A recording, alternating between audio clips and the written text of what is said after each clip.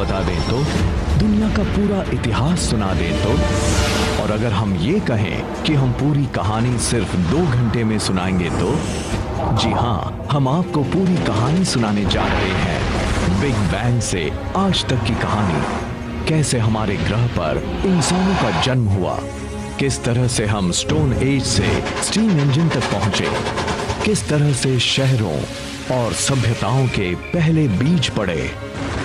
हर चीज जुड़ी हुई है और वो रास्ता आप तक जाता है।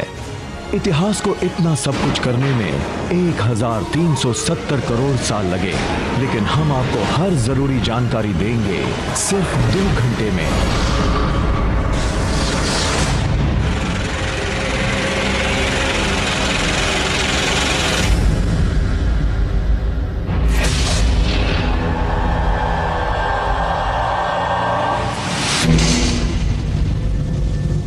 ये है हमारा नवजात ब्रह्मांड। आने वाले दिनों में जो भी होगा, जिस भी चीज का वजूद होगा, उसकी शुरुआत यहां से हुई। ऊर्जा के इस छोटे से स्रोत से, वो स्रोत जो एक परमाणु से भी छोटा है। हम आज जिस इतिहास को जानते हैं, उसकी शुरुआत बड़े ही रहस्यमय हुई थी। हम वजह तो शायद न जान पाए, लेकिन हमारे ब्रह्मांड में अचानक विस्फोट हो गया।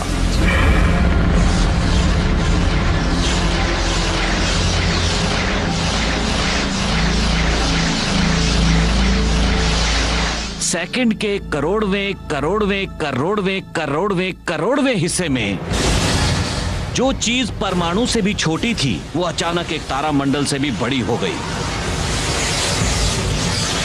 पुश!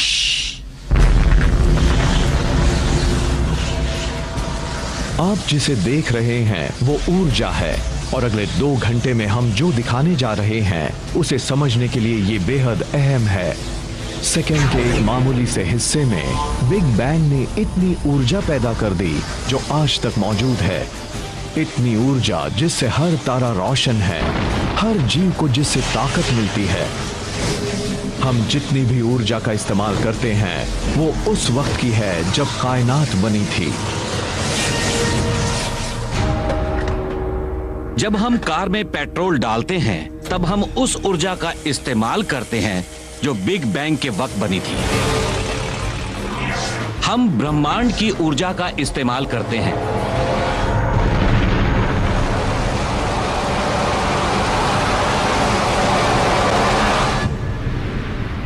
हमारी इस 2 घंटे की कहानी में अभी कुछ ही मिनट बीते हैं, पर इतने में ही 3,80,000 साल बीत गए। अब आप देखने वाले हैं हमारे असली पूर्वजों के जन्म को, पहले परमाणुओं को। ये है हाइड्रोजन। ब्रह्मांड इसकी मदद से ही हमारे आसपास की हर चीज बनाने वाला है। हाइड्रोजन एक बेसबॉल टीम की तरह होती है। हम सोचते हैं कि किस खिलाड़ी को हम टीम में रखें। मुझे एक ब्रह्मांड बनाना है, उसकी शुरुआत हाइड्रोजन से करूंगा, क्योंकि उसमें बहुत ज्यादा गर्मी और दबाव होता है और उससे कई किस्म के परमाणु बनाए जा सकते हैं। पहले परमाणु ब्रह्मांड में उड़ने लगे, लेकिन अच्छी बात यह हुई कि वो बराबरी से नहीं फैले थे, क्योंकि ज्यादा परमाणुओं वाले छोटे पॉकेट्स में शुरुआती ब्रह्मांड को गढ़ने वाले ग्रेविटी ने अपना जादू दिखाना शुरू किया।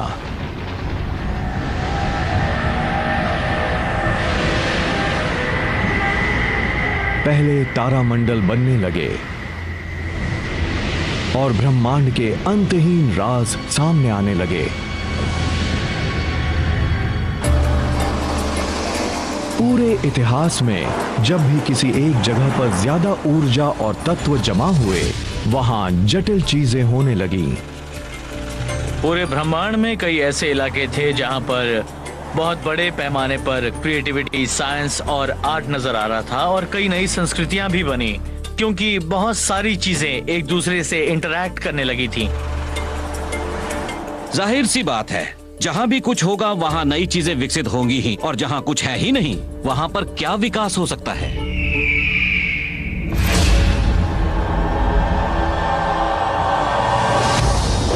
बिग बैंग के 30 करोड़ साल बाद भी नए बन रहे तारामंडलों के अंदर ग्रेविटी लगातार गैस और धूल के बादलों को दबा रही थी, जिससे दबाव और गर्मी बहुत तेजी से बढ़ने लगी। जब तापमान करीब 17.25 लाख सेल्सियस के आसपास पहुंच गया, तब हाइड्रोजन के अणु आपस में टकराने लगे, जिससे एक नया तत्व बना हीलियम, और उससे निकलने लगे ऊर्जा के तेज गुबार। पहले तारे का जन्म हुआ। अचानक ही वहां पर रोशनी की तेज चमक नजर आने लगी, जिससे निकली ऊर्जा ब्रह्मांड में मिलने लगी। पूरा ब्रह्मांड रोशन हो गया। लेकिन इस शुरुआती ब्रह्मांड में किसी चीज की कमी थी। तारे तो करोड़ों थे, पर ग्रह एक भी नहीं था। ग्रह बनाने और फिर इंसान की रचना करने के लिए अगला कदम उठाना था, जिसकी वजह से आज तक का इतिहास बना। उसके लिए ब्रह्मांड के पास सिर्फ हाइड्रोजन और हीलियम गैसें ही थीं। हर जटिल चीज, हर वो भारी चीज जिससे कुछ बनाया जा सकता है, मसलन आयन या जीवन या ऐसी दूसरी चीजें कार्बन से बनी थी, लेकिन वो असल में तारों में बनाई गई थी। हम भले ही अपने सूरज जैसे तारे को प्रकाश का स्रोत माने, पर उसके अंदर एक और बहुत बड़ी घटना हो रही थी। तारे तत्व बनाने की फैक्ट्री हैं। वो हाइड्रोजन को हीलियम से, हीलियम को लिथियम से मिलाकर 25 ऐसे आम तत्व बना रहे थे जो जीने के लिए जरूरी थे, जिनमें कार्बन, ऑक्सीजन, नाइट्रोजन और आयन भी शामिल थे। मतलब 1200 करोड़ साल पहले ही तारे वो तत्व बनाने लगे थे जिनसे आयन एज शुरू हो सकता था, जिनसे शहरों के लिए इमारतें और इंसान के बनाए कुछ बेहतरीन स्मारक बन सकते थे।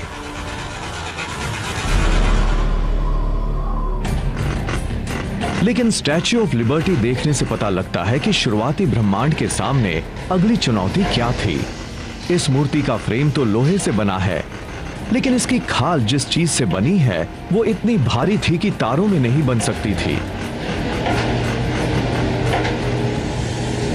बात चाहे लेडी लिबर्टी की त्वचा बनाने की हो या शादी की अंगूठी के लिए सोने की या न्यूक्लियर रिएक्टर्स के लिए यूरेनियम की, कुछ तत्व ऐसे होते हैं जिन्हें बिल्कुल अलग तरीके से बनाना पड़ता है। तारों के पास इस काम को अंजाम देने लायक ऊर्जा नहीं थी, लेकिन जब तत्व बनाने वाली फैक्ट्री में इतना दम ही ना हो तो उसे उड़ा देने में क्या बुराई है। पहले तारे बनने के कुछ लाख साल बाद ही उनमें से कुछ में अचानक विस्फोट हो गया।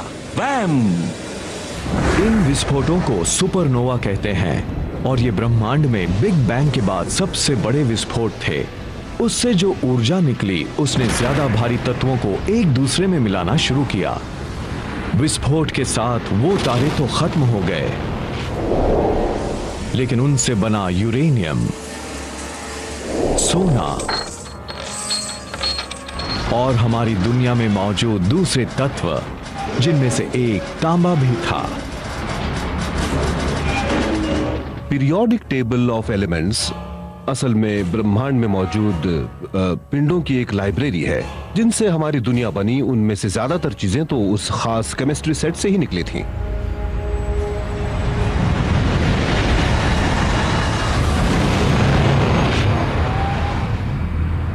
सुपरनोवा की वजह से ही आज हम हैं। हमारे खून में आयन है। उस लिहाज से हमारे शरीर के अंदर आज भी सुपरनोवा के कुछ अवशेष मौजूद हैं। वो हमारे शरीर में घूम रहे हैं। हम सभी स्टारडस्ट हैं। तांबा और टिन, ब्रॉन्ज एज। सुपरनोवा के बिना ब्रॉन्ज एज भी नहीं होता। आप दवा की किसी भी दुकान से मल्टीविटामिन की शीशी खरीदिए और उसमें मौजूद तत्वों को पढ़िए। आपको उसमें तांबा मिलेगा, जिंक मिलेगा, सेलेनियम मिलेगा। उसमें हर वो तत्व मिलेंगे जो सिर्फ बन सकते थे अगर सुपरनोवा हो। तारों से बने वही तत्व पृथ्वी पर जीवन के बीज बने, और उनसे ही मानव इतिहास की रचना शुरू हुई। लेकिन सफर तो अभी शुरू हुआ था। इससे पहले कि जीव बनते, ब्रह्मांड को हमारे लिए एक घर भी तो बनाना था। सही घर बनाने के लिए हमें हर जरूरी चीज एक जगह पर जमा करनी पड़ती है। ग्रहों के बनने पर भी यही हुआ था। हमारे पास जो चीजें होती हैं उनसे ही ये तय होता है कि वो ग्रह हमारे लिए किस तरह का घर साबित होगा। हर सही चीज को बिल्कुल सही जगह पर लगाने में बहुत सारा वक्त लगता है। अगले 800 करोड़ साल में इतिहास के करीब आधे हिस्से में तत्व बनाने वाली फैक्ट्रीज लगातार अपना काम किए जा रही थीं। तारों में विस्फोट हुआ और उन्होंने दोबारा जन्म लिया और हर नई पीढ़ी के पास पिछली पीढ़ी के मुकाबले ज्यादा भारी तत्व थे। फिर 460 करोड़ साल पहले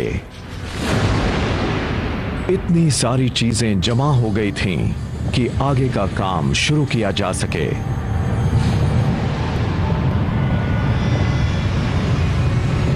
एक नए तारे का जन्म हुआ। ये था हमारा सूरज। ये इतना बड़ा था कि इसने पूरे सौर मंडल की करीब 99.9% गैस और धूल समेट ली। इसके बावजूद ग्रेविटी के लिए इतना सामान बचा था कि वो दूसरी चीजें बना सके, जैसे कि ग्रह। इस तारे से बना तीसरा ग्रह बनने वाला था हमारा घर। जब करीब 450 करोड़ साल पहले हमारी पृथ्वी का जन्म हुआ, तब तक तो तकरीबन 2/3 इतिहास खत्म हो चुका था। सूरज की पहली किरणें उस अजब अनोखे ग्रह पर पड़ी जो बहुत तेजी से घूम रहा था और जहां 6 घंटे में ही दिन खत्म हो जाता था। जब हम पृथ्वी के शुरुआती दिनों की बात करते हैं, उस वक्त की जब ये बनी थी, तब हमें पृथ्वी को एक दूसरा ग्रह मानना पड़ता है। सूरज की किरणें यहाँ पिघले लावा पर पड़ती थीं। हर जगह लावा ही लावा था। कुछ जगहों पर ज्वालामुखी की काली चट्टानें भी थीं। पिघली चट्टान में मौजूद तत्व इधर उधर बिखरे हुए थे। किसी को उन्हें सही क्रम में लगाना था। एक बार फिर से ये काम किया ग्रेविटी ने। हल्की चीजें सतह की ओर बढ़ी और उन्होंने एक सख्त पपड़ी बना दी। भारी चीजें केंद्र की ओर गईं और उन्होंने पिघले हुए लोहे और निकल का एक कोर बना दिया। उस पिघले हुए धातु का घूमता केंद्र एक मैग्नेटिक फील्ड बना रहा था जो अंतरिक्ष तक गया, एक फोर्स फील्ड के तौर पर। यही हमारे होने वाले घर को सूरज के खतरनाक तत्वों से बचाने वाला था। जल्द ही इस मैग्नेटिक फील्ड ने जीवन को बढ़ने का मौका दिया। बाद में उन खोज करने वालों के लिए भी मददगार बना जिन्होंने दुनिया के दोनों हिस्सों को जोड़ा। लेकिन इन सब के लिए पृथ्वी को एक अहम साथी की जरूरत थी।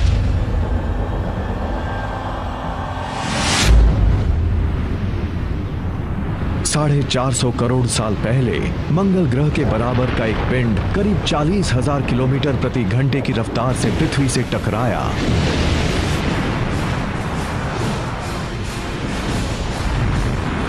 पृथ्वी ने उसके ज्यादातर हिस्से को तो निगल लिया था,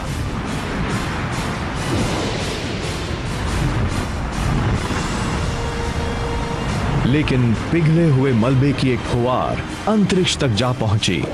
करीब 1 साल के अंदर ही ग्रेविटी ने इस पिघले हुए मलबे को जमा करके एक गोला बना दिया जो पृथ्वी के चक्कर काटने लगा, और वो उस वक्त से आज तक वहीं पर है।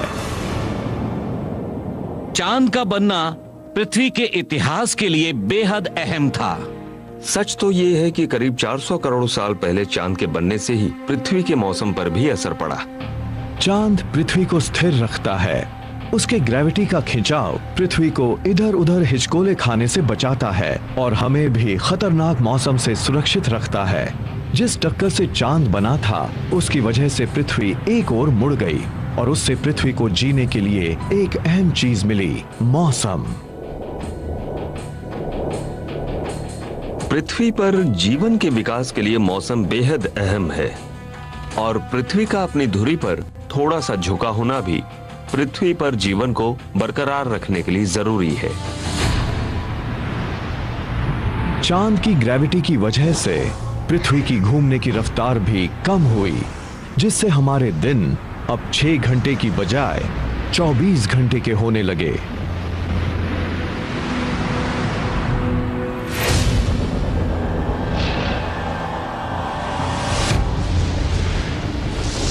440 करोड़ साल पहले पृथ्वी पर इतनी गर्मी थी कि तरल पानी रह ही नहीं सकता था, लेकिन वायुमंडल में पानी की भाप थी। अब सवाल था कि उसे आसमान से नीचे कैसे लाया जाए।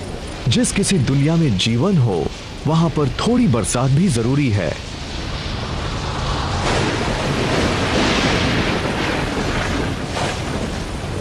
कई लाख साल पहले जब पृथ्वी ठंडी हुई, तब बारिश होने लगी, जिससे तालाब बने, झीलें बनी और फिर महासागर बने। 380 करोड़ साल पहले हमारे ग्रह के पास एक चांद था, एक महासागर था, लेकिन वो वैसा नहीं था जैसा कि आज हम देख रहे हैं। इंसान के इतिहास का मंच बनने के लिए पृथ्वी को ऑक्सीजन से भरा वायुमंडल और ऐसे उपजाऊ महादेश चाहिए थे जहां लोग रह सकें, विकास कर सकें। हमारी नई दुनिया को कौन गढ़ेगा? उनमें से करोड़ों करोड़ हमारी त्वचा पर रेंग रहे हैं।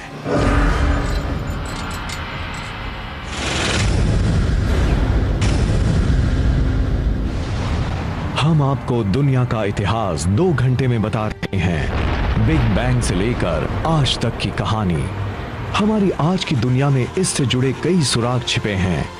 दरअसल इस तरह की संरचनाओं में पृथ्वी पर जीवन की शुरुआत के रहस्यमय सुराग छिपे हुए हैं।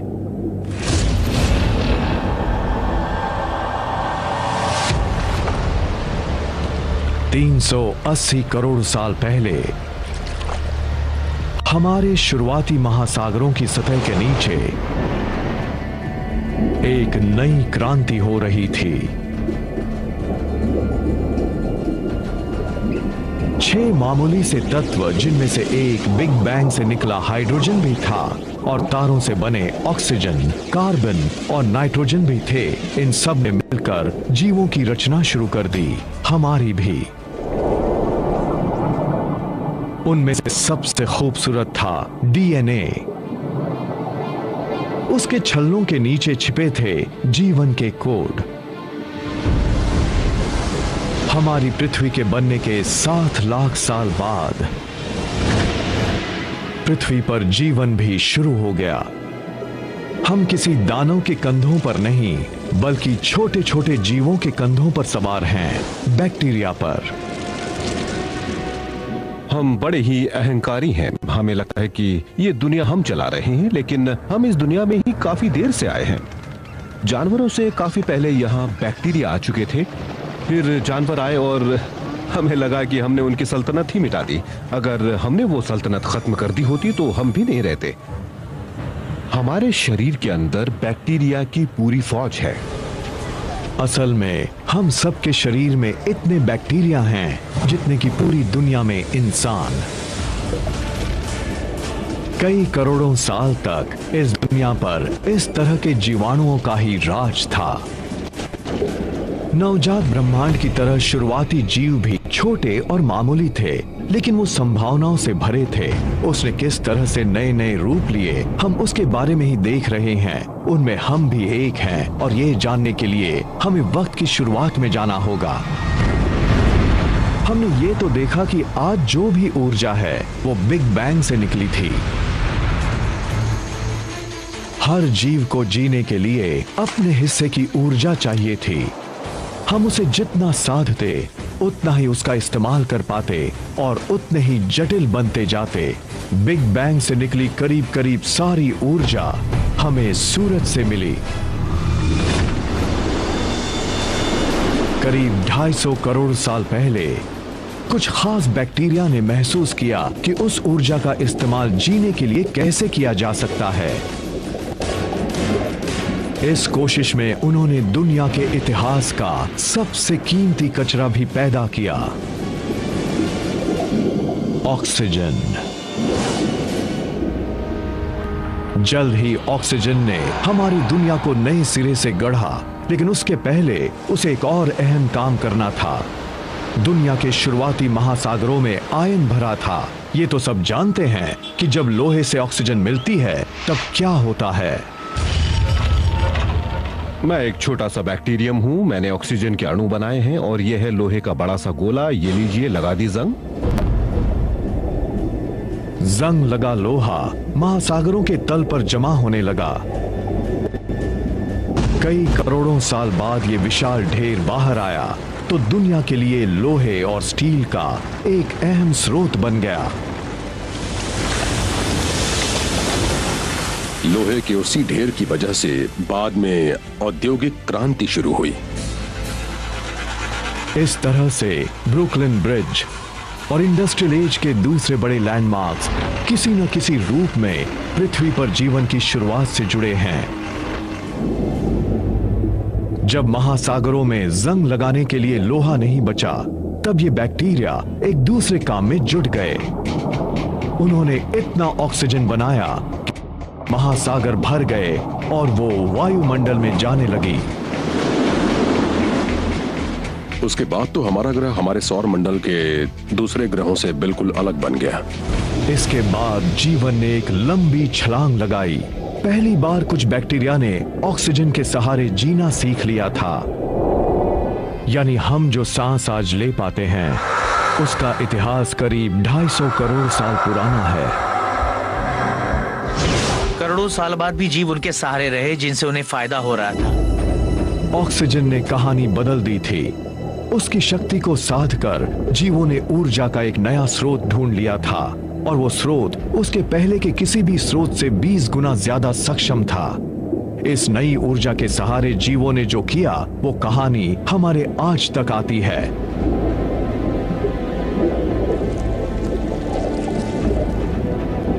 अगले 200 करोड़ साल में जीवन और जटिल हो गया था। आसमान नीला हो गया और उसकी वजह से महासागर भी नीले नजर आने लगे।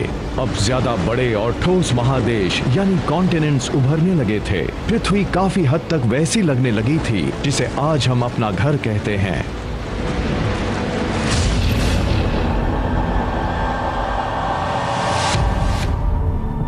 $550 करोड़ साल पहले जब पृथ्वी अपना 400 करोड़वां जन्मदिन मना रही थी, तब वायुमंडल में ऑक्सीजन का स्तर 0 से बढ़कर 13% तक पहुंच गया था। आप एक गहरी सांस लीजिए क्योंकि अब पृथ्वी पर उथल पुथल होने वाली है।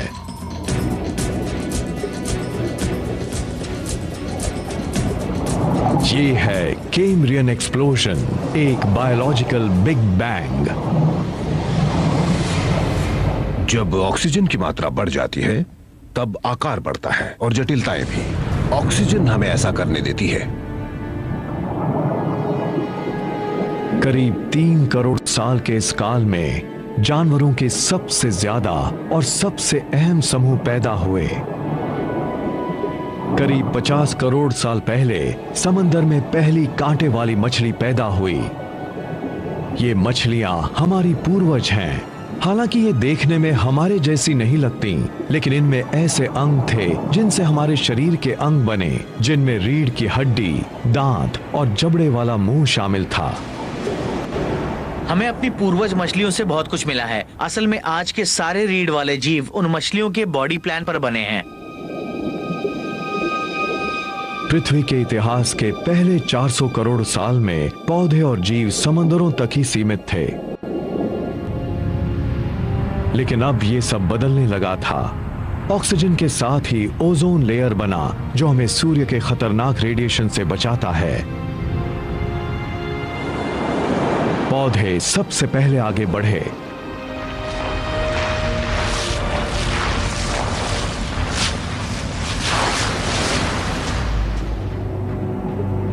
करीब 40 करोड़ साल पहले जीव भी आगे बढ़ने को तैयार हो गए।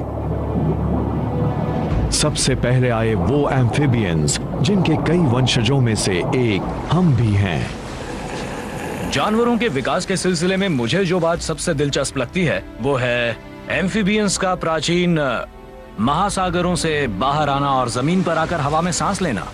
ये तो वैसा ही है जैसे हमारे दादा के दादा के दादा के दादा समंदर से बाहर आए हों और इस दुनिया का नजारा किया। उसे देखकर उन्होंने कहा होगा, अरे मैं तो यहाँ रह सकता हूँ, उन पेड़ों को, कीड़े मकोड़ों को देखो, यहाँ खाना भी है, मैं यहाँ रह सकता हूँ।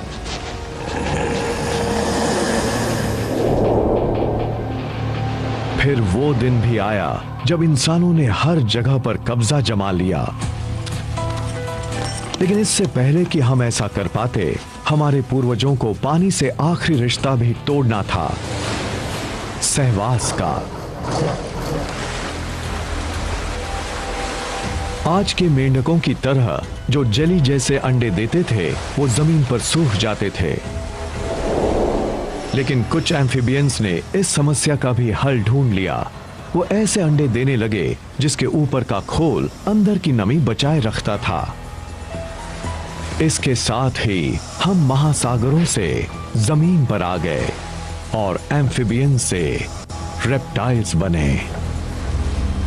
कोई जीव समंदर से करीब 500 या 1000 किलोमीटर दूर हो सकता था, पर इसके बावजूद उसके अंडे में महासागर का अंश मौजूद रहता था। ये बड़ी अहम बात थी। इसके साथ ही महासागरों से उनका संपर्क टूट गया। अब वो धरती की दूसरी जगहों पर बसने लगे।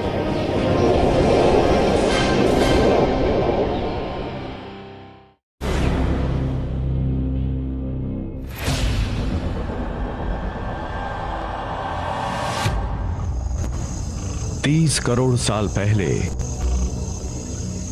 जीवन विशाल हरे भरे दलदलों में पल रहा था, लेकिन पृथ्वी वहां पर एक नया खेल रच रही थी। वहां पौधों की मौत होती तो वो वहीं पर दफन हो जाते थे। बिग बैंग से जो ऊर्जा पैदा हुई थी, वो पौधों के जरिए जमीन के नीचे तक जाने लगी थी और कोयला बनने लगा था। ये आने वाले करोड़ों साल बाद इंसानों के लिए एक बेशकीमती तोहफा साबित होने वाला था।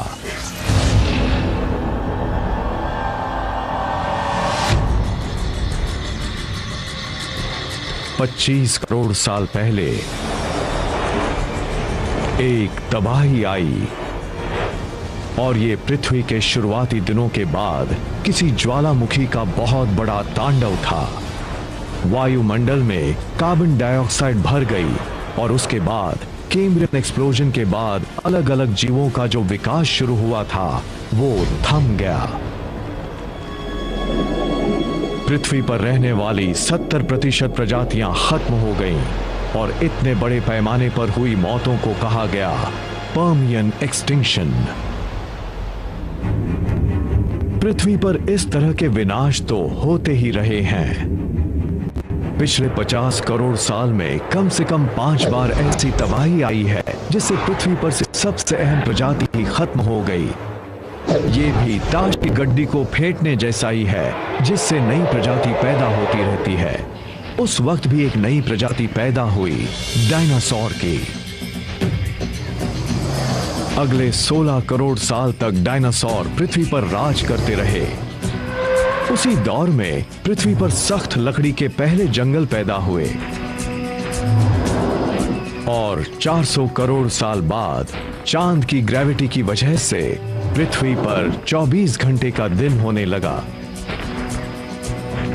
डायनासोर के शुरुआती काल में दुनिया भर की जमीन एक ही जगह जमा थी, जिसे पैंजिया कहते थे, लेकिन अब वो अलग होने लगी थी। अफ्रीका साउथ अमेरिका से अलग हो गया, अटलांटिक महासागर सामने आया और उससे बनी मानव इतिहास की सबसे मजबूत सरहद, वो सरहद जिसने नई और पुरानी दुनिया को अलग कर दिया। इस बात में शक नहीं कि डायनासोर काल के सबसे बड़े जानवर ट्राइसेराटॉप और टी रेक्स ही थे, लेकिन कुछ बेहद अहम जीव उनके पैरों के आसपास भी घूम रहे थे। अगर हम अपनी जड़ों को ढूंढने की कोशिश करें तो पाएंगे कि हम रेंगने वाले विशाल भारी भरकम जीवों के बीच रहने वाले श्रू जैसे छोटे स्तनधारी जीव थे। उस वक्त हमारे जैसे स्तनधारी जीव खास अहमियत नहीं रखते थे। हम अपनी जान बचाए रखने के लिए डायनासोर के अंडों की चोरी भी करते थे। तो डायनासोर के सामने हम कुछ भी नहीं थे। 16 करोड़ साल के डायनासोर काल के इतिहास की सबसे बड़ी बात यही थी कि हम उनसे जंग हार चुके थे। स्तनधारी हार चुके थे। हम एक छोटी बिल्ली जितने बड़े थे। 16 करोड़ साल तक मझोले, बड़े, थोड़े बड़े, विशाल और बहुत बड़े जीव के नाम पर सिर्फ और सिर्फ डायनासोर ही मौजूद थे। उनके सामने हमारा कोई वजूद नहीं था। लेकिन तभी बाजी फिर से पलटने वाली थी।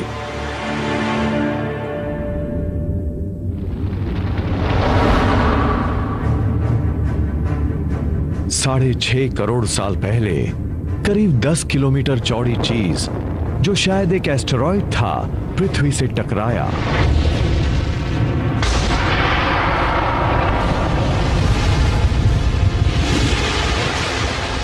धूल के बादल ने सूरज को ढक लिया, तापमान गिर गया। पृथ्वी पर रहने वाला 25 किलो से ज्यादा वजन का हर जीव खत्म हो गया। डायनासोर का काल खत्म हो गया। डायनासोर ने हमें सबसे बड़ा तोहफा दिया था, अपनी मौत का तोहफा। जब वो खत्म हुए तो स्तनधारियों को बढ़ने का मौका मिला। डायनासोर के खत्म होने के कुछ ही साल बाद पहले वानर पैदा हुए। वो सही मायनों में वानर थे। उनके बाद के रूपों में एक हम भी हैं, और विकास के क्रम में उन स्तनधारियों को सामने देखने वाली आंखें मिली, जिनसे वो गहराई का अंदाजा लगा सकते थे, और लचीले हाथ मिले जिनमें 5 उंगलियां थीं। उनकी 5 उंगलियां थीं, हमारी तरह, जिनसे वो किसी चीज को पकड़ सकते थे। और अगर आप उन जीवों को देखें जिनकी उंगलियां हमारी तरह नहीं हैं, तो आप पाएंगे कि वो किसी चीज को एक सीमा तक ही पकड़ सकते हैं या उन्हें मैनिपुलेट कर सकते हैं। 5 करोड़ साल पहले हमारे पूर्वज उस ग्रह पर विकसित हो रहे थे जो गर्म हो रहा था। वो इतना गर्म था कि ध्रुवों पर भी जंगल थे। उसके बाद महादेश यानी कॉन्टिनेंट्स अलग हुए और अफ्रीका और अमेरिका ने अपना रूप ले लिया। लेकिन नॉर्थ अफ्रीका यानी आज का इजिप्ट एक प्राचीन समंदर के नीचे था। उस समंदर के तल पर खोल वाले छोटे छोटे जीव रहते थे। नम्यूलाइटस, कैल्शियम और कार्बन से बने उनके खोल समंदर के तल पर कई करोड़ साल तक जमा होते रहे, और उनसे बने चूना पत्थर, वो चूना पत्थर जिससे पिरामिड बनाए गए। अगर आप इन पिरामिडों को ध्यान से देखें तो साफ पता लगता है कि 4000 साल पहले बनी ये इमारतें असल में 5 करोड़ साल पुराने सी शेल से बनी हैं।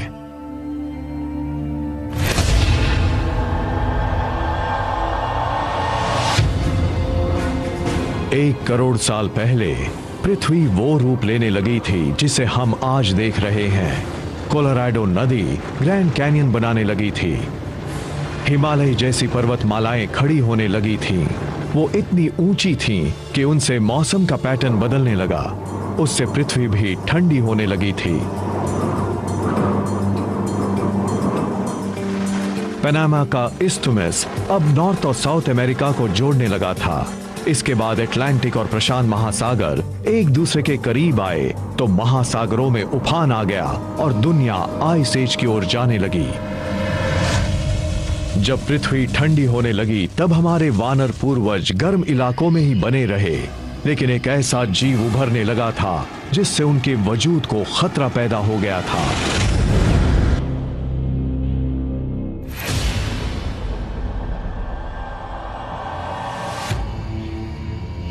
सत्तर लाख साल पहले हमारे वानर पूर्वज पेड़ों पर चैन से रहते थे, लेकिन उनके आसपास के इलाकों पर हमले होने लगे थे। इस नए खिलाड़ी ने भी मानव इतिहास पर उतना ही असर डाला जितना कि पृथ्वी के किसी और जीव ने। आप शायद इस बात पर यकीन न करें, पर हमारे वजूद के लिए एक चीज बेहद अहम थी, और वो चीज थी घास। दुनिया के करीब हर इलाके में एक ही वक्त पर घास के मैदान नजर आए। अफ्रीका के सवाना हो, यूरेशिया के स्टेपलैंड्स हो, या फिर नॉर्थ अमेरिका के प्रेरीज, या फिर अर्जेंटीना के घास के मैदान। घास दुनिया में हर जगह थी। ईस्ट अफ्रीका में घास के मैदानों ने हमारे वानर पूर्वजों के जंगल के घरों में घुसपैठ कर ली थी। जब पेड़ कम बचे और उनके बीच दूरी बढ़ गई, तब हमारे पूर्वजों को उसके मुताबिक ढलना पड़ा। वानरों ने देखा कि एक ही पेड़ पर बहुत ज्यादा वानर रह रहे हैं, जबकि वहाँ खाने की कमी है। तब उन्हें खाने की तलाश में एक जगह से दूसरी जगह पर जाना पड़ा और उन दो जगहों के बीच थे घास के मैदान। अब वहां तक पहुंचने का एक तरीका तो था बेतहाशा भागो और दूसरा तरीका यह था कि घास के मैदानों में खाने की जो चीजें हैं उनका ही फायदा उठाओ, वही खाओ। इसके बाद कुछ वानर तो इस वीरान नए घर में आ गए। ये जगह उन वानरों के लिए ज्यादा अच्छी थी जो दो पैरों पर चलते थे। वो लंबी घासों के ऊपर से सिर उठाकर अपने दुश्मनों पर नजर रख सकते थे। दो पैरों पर चलना एक बहुत ही अहम विकास था, क्योंकि उससे दोनों हाथ खाली रहते थे। हाथों ने भी मानव इतिहास को गढ़ा है।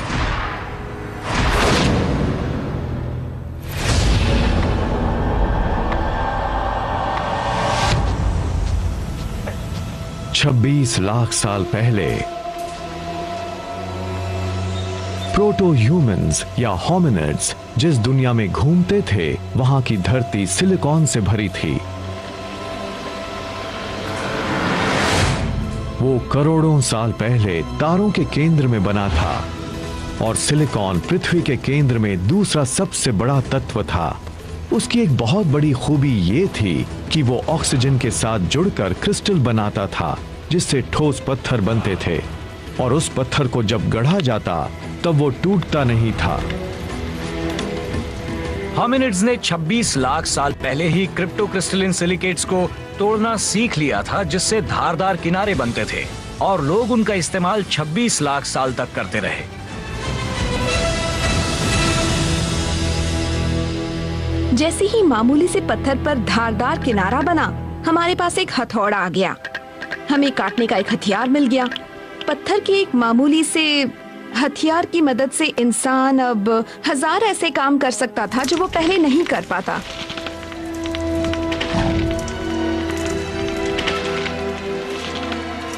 उस छोटी सी टेक्नोलॉजी ने हमारे पूर्वजों को वो हुनर दे दिया था और उसका फायदा हमें भी मिला। सिलिकॉन से पहला टेक्नोलॉजिकल रेवोल्यूशन शुरू हुआ और हम स्टोन एज में पहुंच गए। लाखों साल बाद हम उसकी मदद से हाथ से इस्तेमाल होने वाले औजारों का प्रयोग करने लगे, और सिलिकॉन की एक और रासायनिक खूबी ने उसे फिर से टेक्नोलॉजी के चरम पर पहुंचा दिया था। इंसान बनने की दिशा में हमारा जो अगला कदम था, वो हमारी पृथ्वी में छिपा एक गहरा राज था। पूरे ब्रह्मांड में सिर्फ पृथ्वी के पास ही वो खास शक्ति थी।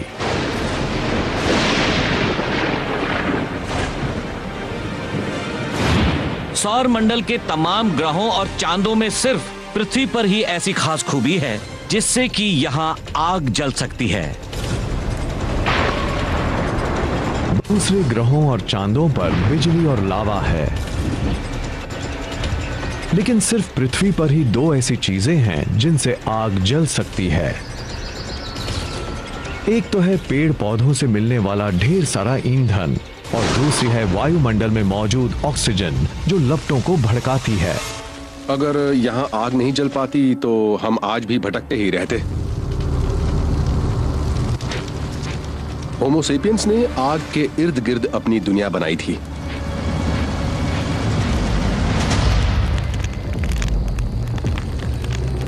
हमारे पूर्वजों ने 8 लाख साल पहले ही आग को काबू में रखना सीख लिया था। ये वो हुनर था जो हमें शुरुआत से जोड़ता है।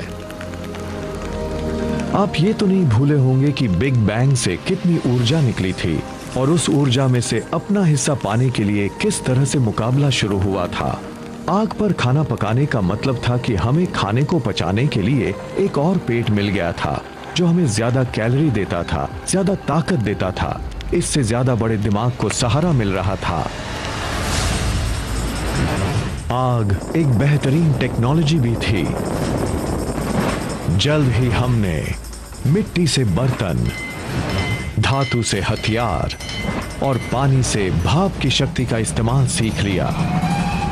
अगर हमारे पास आग नहीं होती तो इंटरनल कंबशन इंजन भी नहीं होते, आग नहीं होती तो धातु नहीं होते, आग के बिना रबर नहीं होता।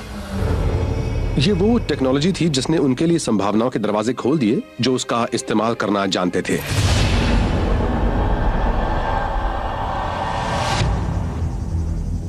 दो लाख साल पहले आज के इंसान ने अपना रूप ले लिया था। लैरिंग्स यानी आवाज की जो नली हमारे पूर्वजों में ऊपर थी वो नीचे आ गई थी। अब वो ज्यादा जटिल आवाज निकाल सकता। हमने बोलना शुरू कर दिया था। पहली बार कोई जानकारी एक से दूसरे इंसान या एक से दूसरी पीढ़ी तक पहुंचने लगी थी। इंसानों ने दुनिया के दूसरे जीवों के मुकाबले ज्यादा अहम फायदा पा लिया था। हम कह सकते थे कि दादी ने कहा है अगर हाथी नजर ना आए तो हम ज़ीब्रा का शिकार कर सकते हैं। मेरी मौसी कह रही थी कि उनके मौसेरे भाई को नदी के दूसरे किनारे पर पानी का एक सोता दिखा है। इससे सबको फायदा होता था क्योंकि तब कोई भी बता सकता था कि उसे उस खास जगह पर कौन सी नई चीज मिली है। भाषा की वजह से हम एक अकेले कंप्यूटर की बजाय नेटवर्क्ड कंप्यूटर्स बन गए थे और हर जानकारी बांट सकते थे। अब किसी को किसी के अनुभव के सहारे नहीं रहना था। अब हर इंसान किसी और से वो जानकारी पा सकता था जो उसके पास थी। ये बहुत बड़ा फायदा था और कोई और जीव ऐसा नहीं कर सकता था। एक प्रजाति के तौर पर इंसान ज्यादा समझदार हो गया था। अब पूरी दुनिया खेल का मैदान बन गई थी और हम खेलने को तैयार थे। 1 लाख साल पहले इंसान कहीं जा सकता था। हमारे पास फुर्तीले हाथ और प्राचीन हथियार थे। हम बात कर सकते थे, आग को काबू में रख सकते थे। अब हम अपने अफ्रीकन घर को और बड़ा कर सकते थे। उस रास्ते पर चल सकते थे जो लाखों सालों में बना था। महादेश यानी कॉन्टिनेंट्स खिसके तो अफ्रीका और यूरेशिया जुड़ गए और उससे बनी एक बहुत बड़ी जमीन जिसका नाम था अफ्रो यूरेशिया। वो करीब 8.5 करोड़ स्क्वायर किलोमीटर में फैली थी, चांद की सतह से दुगनी जगह में। शुरुआती इंसानों के लिए इसका मतलब था कि वो आधी से ज्यादा दुनिया पैदल ही पार कर सकते थे। इंसानों के दूर दूर जाने से बहुत बड़ा बदलाव आया।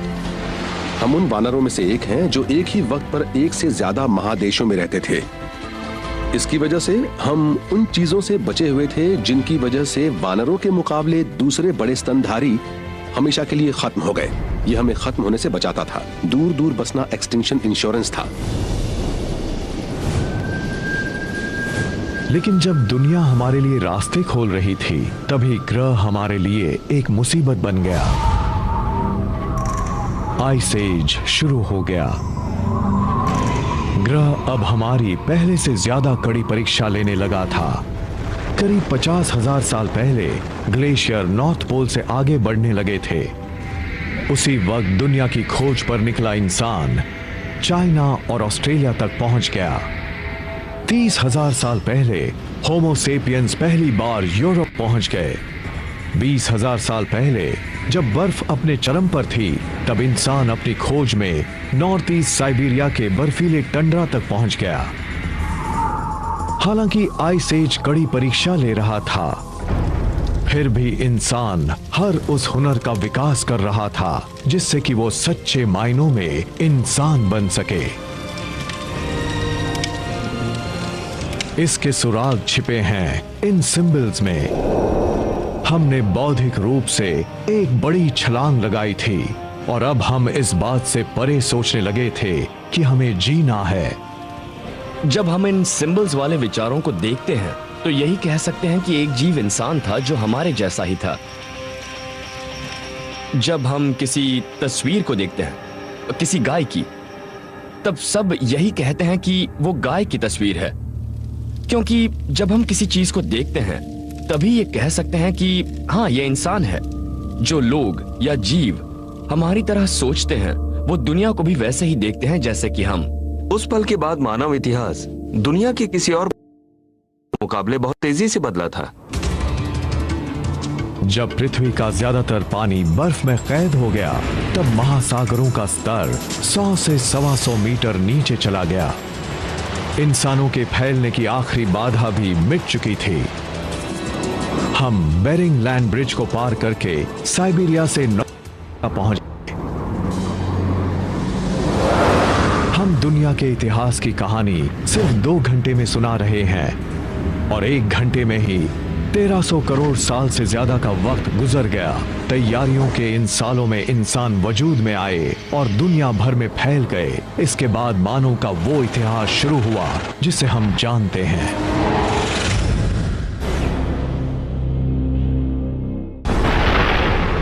दुनिया का हमारा इतिहास वक्त की शुरुआत में एक बिग बैंग के साथ शुरू हुआ था। फिर हमने करीब 1400 करोड़ साल का सफर तय किया। इंसान इस मंच पर अहम भूमिका निभा रहा था, इसलिए ये जानना जरूरी है कि उस इतिहास में हमारी भूमिका कितनी छोटी सी है। इस बात को आसानी से समझने के लिए हम 1400 करोड़ साल के इतिहास को 14 साल का इतिहास मान लेते हैं। उस लिहाज से देखें तो हमारी पृथ्वी सिर्फ 5 साल पुरानी है, यानी ब्रह्मांड के इतिहास का करीब 1/3 हिस्सा। बड़े बड़े जीव करीब 7 महीने पहले पैदा हुए थे। उस पैमाने पर डायनासोर करीब 3 हफ्ते पहले खत्म हुए। इंसान का पूरा इतिहास सिर्फ 3 मिनट का है। आधुनिक औद्योगिक समाज, औद्योगिक क्रांति वगैरह सिर्फ 6 सेकंड पहले की बात है। इससे तो मुझे यही पता लगता है कि ब्रह्मांड के पूरे इतिहास में इंसान बस कुछ देर के लिए ही आया है। इंसान ने कुछ देर के लिए ही सही, पर अपनी चमक दिखाने के लिए करोड़ों साल तक इंतजार किया था। तारे और ग्रह धीरे धीरे तत्वों को सही क्रम में लगा रहे थे ताकि हम इंसानों का इतिहास लिखा जा सके।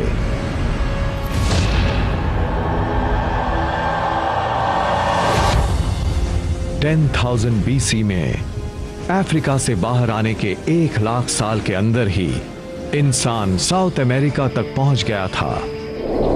वहां इंसान का सामना आइस एज की मुश्किलों से हुआ, लेकिन हमारी मौत नहीं हुई, बल्कि हमने खुद को उस माहौल में ढाल लिया। हम ज्यादा समझदार हो गए थे। उसके बाद हमने पूरी दुनिया में अपनी बस्तियां बसा ली, समंदर किनारे से पहाड़ की चोटियों तक,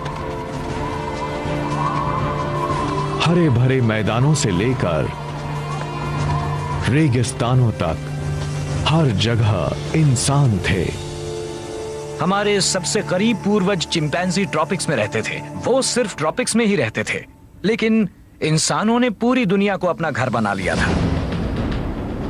आइस एज ने ऐसे नए रास्ते बनाए जिससे इंसान दुनिया भर में फैलते चले गए, लेकिन तभी बर्फ पिघलने लगी और महासागरों का स्तर एक बार फिर से बढ़ने लगा।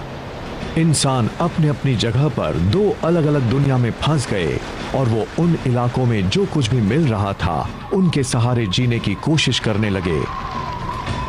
जब ग्लेशियर पिघले तो उनसे झील, नदियां और खाड़ियां बनी। उसके बाद वो नक्शा बना जिसे हम जानते हैं। अफ्रीका में तेज बारिश की वजह से लेक विक्टोरिया और लेक एल्बर्ट का पानी बढ़ा, जिससे इजिप्ट में नील नदी बन गई। यूरेशिया में दूसरी नदियां बनी। आज के इराक यानी तब के मेसोपोटामिया में टाइग्रिस और यूफ्रेटिस नदियां बनी। आज के पाकिस्तान में इंडस नदी का जन्म हुआ। चाइना में येलो और यांगसी नदियां बहने लगी। बर्फ की उन चादरों के पिघलने के बाद इन सारी नदियों ने ही मानव इतिहास को गढ़ने में बड़ी अहम भूमिका निभाई थी।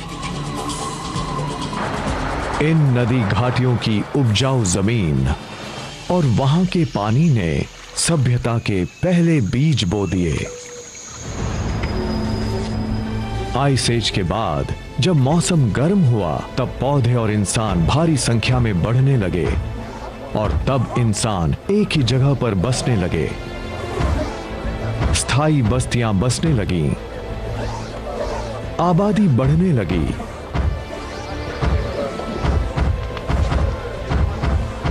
जब खाने वालों की संख्या बढ़ी, तब हमारे पूर्वज भी समझदार हो गए।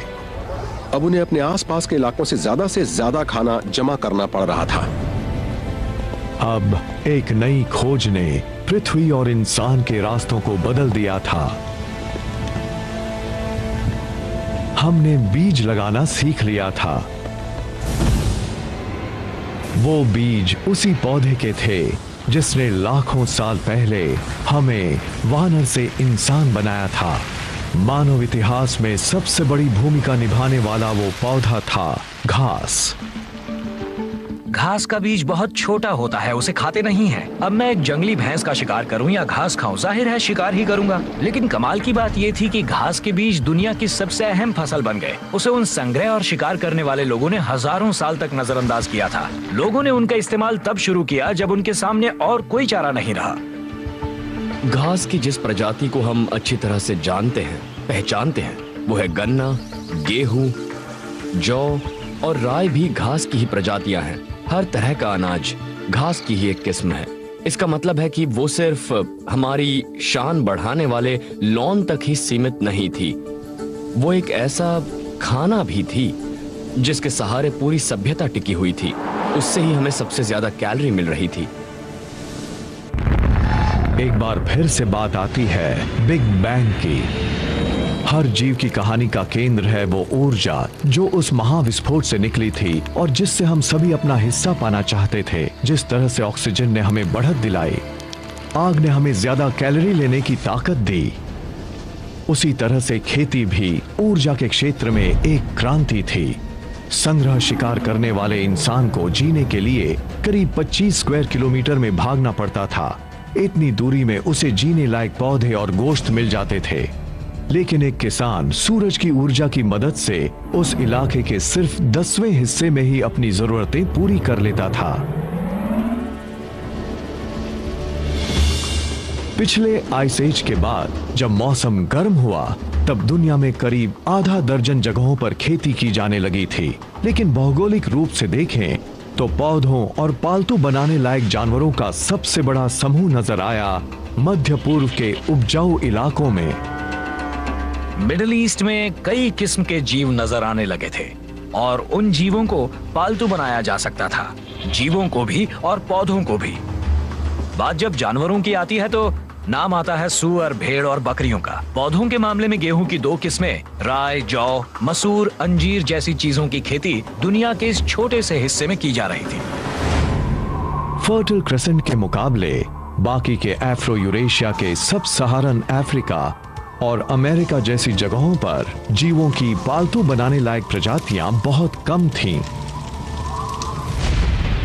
ये एक बहुत बड़ा फर्क था। जिन लोगों के पास पौधों और जीवों का सही तालमेल था, वो ज्यादा शक्तिशाली बन गए और वो आधुनिकता की ओर भी बहुत तेजी से बढ़े।